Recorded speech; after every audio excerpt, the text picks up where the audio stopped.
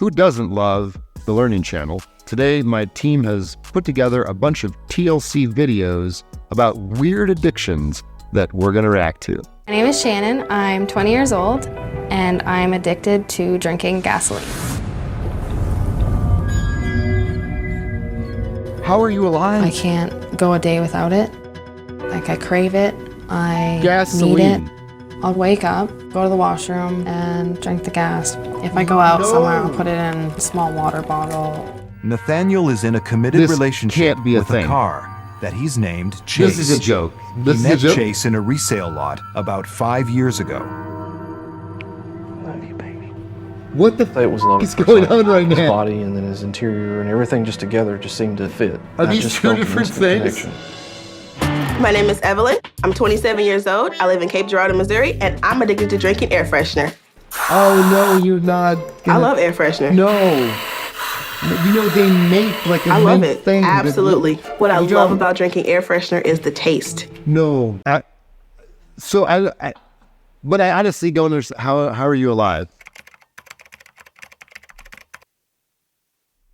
Okay, so medical news today says that you can have 2 ounces of gasoline a day without severe intoxication. 12 ounces will kill you if you're a 70 kilogram or about 155 pound person.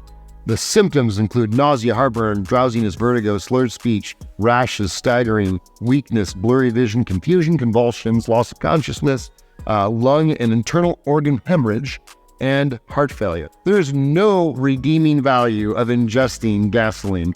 Why do we know this at all? There aren't a bunch of people chugging gasoline, but workers who come in contact with gasoline vapors from a gas station, lawn equipment like a lawnmower, may have exposure, and that's where these symptoms are documented apparently. But please don't drink gasoline. And knock it off with the air freshener thing too. I will literally come to your house and give you a tin of Altoids. You don't need to be smoking the air freshener, which can cause airway irritation, make allergies worse, and in high enough doses can be lethal. Finally, don't make love to a car.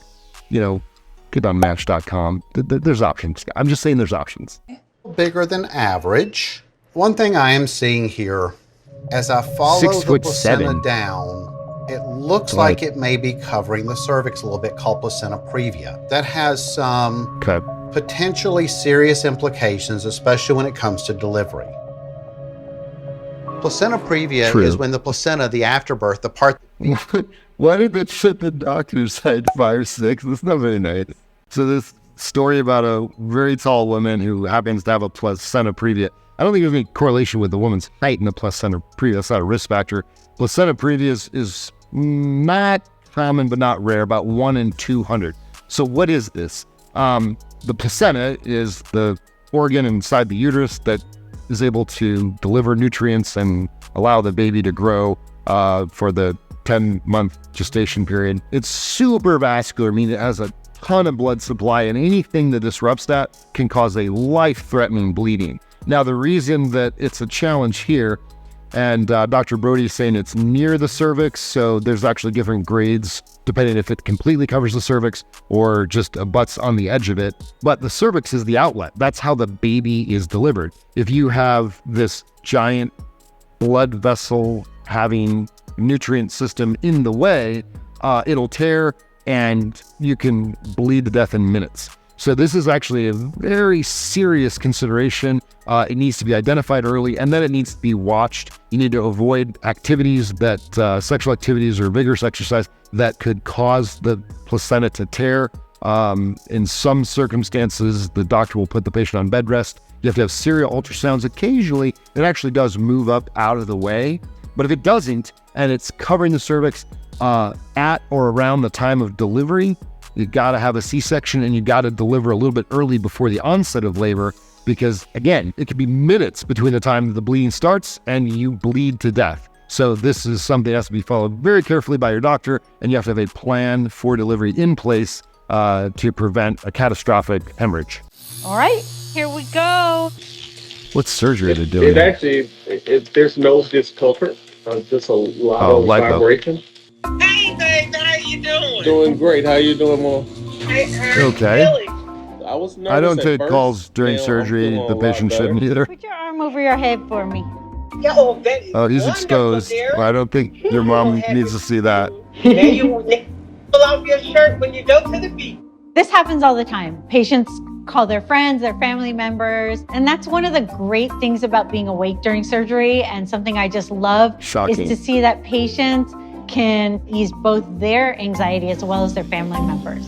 There's several types of anesthesia. There's local, which is just putting the numbing medicine right into the skin, which appears to be what this is. There's regional, like a spinal, where they block from the waist down. You can't move, everything becomes numb. So that couldn't be it because he's moving around. And general, where they actually go to sleep either by breathing down with a mask or intubation.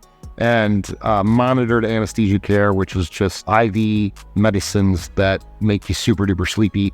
He seems to be with it. So I think this is just local anesthesia. As far as getting phone calls during surgery, if that could in any way affect the outcome of the surgery, I think that's a terrible idea. They seem to be happy about it here.